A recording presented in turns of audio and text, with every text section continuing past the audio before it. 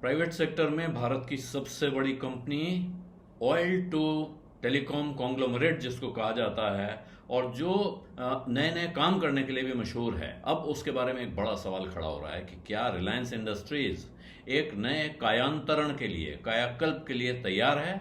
क्या वो एक नए रास्ते पे निकलने जा रही है, और वो रास्ता ऐसा है जो अभी आती दुनिया का रास्ता है, जिसको सनराइज एरिया कह सकते हैं? और क्या वो वहां कुछ इतना बड़ा करने जा रही है कि जो उसके पूरे अब तक के कारोबार पे छा जाएगा? ये सवाल क्यों खड़ा हो रहा है? क्योंकि पिछले हफ्ते मुकेश अंबानी की रिलायंस इंडस्ट्रीज ने एक नया अनाउंसमेंट किया है।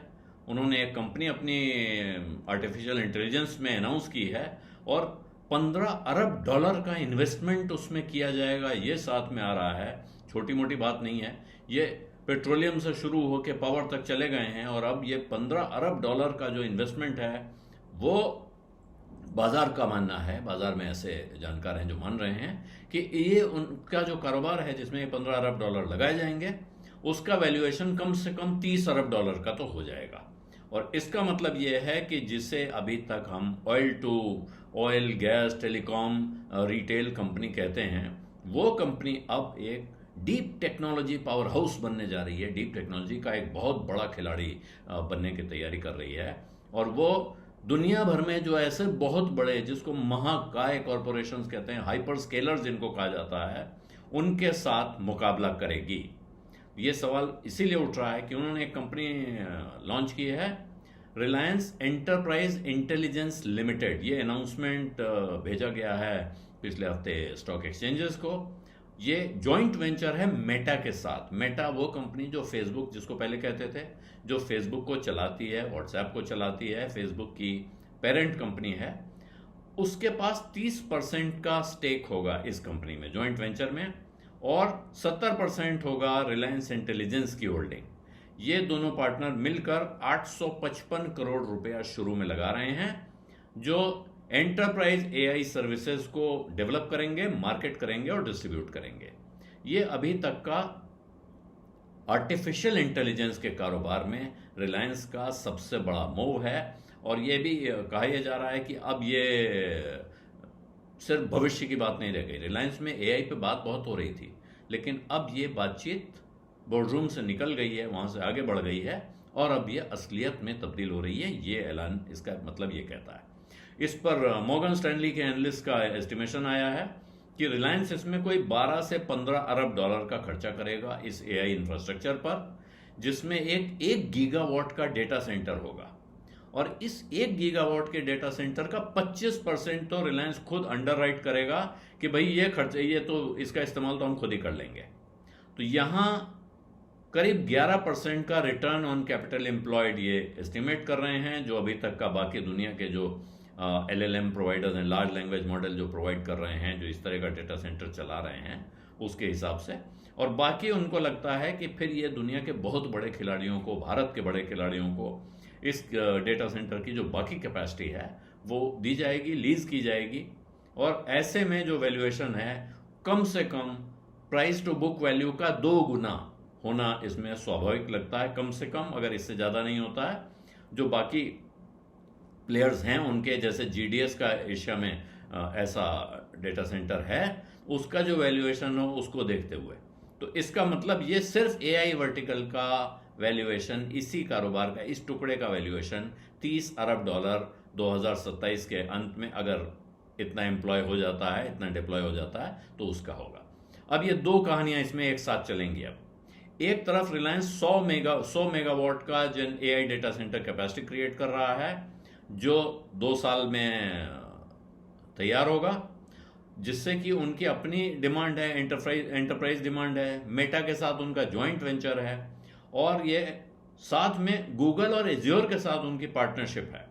और मॉर्गन स्टैनली को लगता है यहां से अब 1.5 से 1.6 मिलियन, 15 से 16 लाख डॉलर पर मेगावाट इसमें रेवेन्यू आने की उम्मीद है, सिर्फ data centre as a service model पर। तो 1 मेगावाट पे 15 से 16 लाख डॉलर आएगा, और ये 100 मेगावाट कैपेसिटी का ये डेटा सेंटर बना रहे हैं। अब असली कहानी यहां यह है कि इसमें से 20 gigawatt internal power demand Reliance industries की अपनी होगी, जिसको ये पूरा करेंगे। और जो 100 गीगावाट की सोलर पैनल कैपेसिटी और 30 से 40 गीगावाट आवर की बैटरी कैपेसिटी, ये दोनों इनकी जो खड़ी हो रही हैं, इसकी वजह से इस डेटा सेंटर, ये रिलायंस का जो सोलर एनर्जी प्रोजेक्ट है, वहां से ये बिजली आएगी और इस डेटा सेंटर में उसकी खपत होगी। तो उस कारोबार के लिए यहां एक तैयार बाजार मिल रहा है। इस कारोबार के लिए तैयार बाजार कहां मिल रहा है, वो चर्चा हुई है। और इसीलिए अब ये गणित जोड़ रहे हैं कि जहां 12 से 15 अरब डॉलर का खर्चा होगा, वहां से इसमें 25% कैपेसिटी वो खुद यूज कर रहे हैं।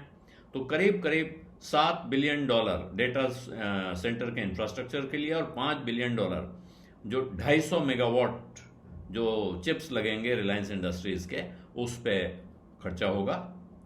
और साथ में अब जो कॉर्पोरेट स्ट्रक्चर इसका है, ये एक तरफ तो रिलायंस इंडस्ट्रीज दुनिया के सिलिकॉन वैली के जो अमेरिका के टेक्नोलॉजी के बड़े खिलाड़ी हैं, उनके साथ ये टाई अप कर रहे हैं, हाथ मिला रहे हैं, सहयोग कर रहे हैं, और दूसरी तरफ अपनी कंपनी को उन्हीं के मुकाबले में भी खड़ा कर रहे हैं। ये खास बात है कि टेलीकॉम की कहानी में और एआई की, जो उनका जो एक टेलीकॉम का कारोबार है और ये जो एआई का कारोबार है, ये दोनों अलग अलग चीजें हैं।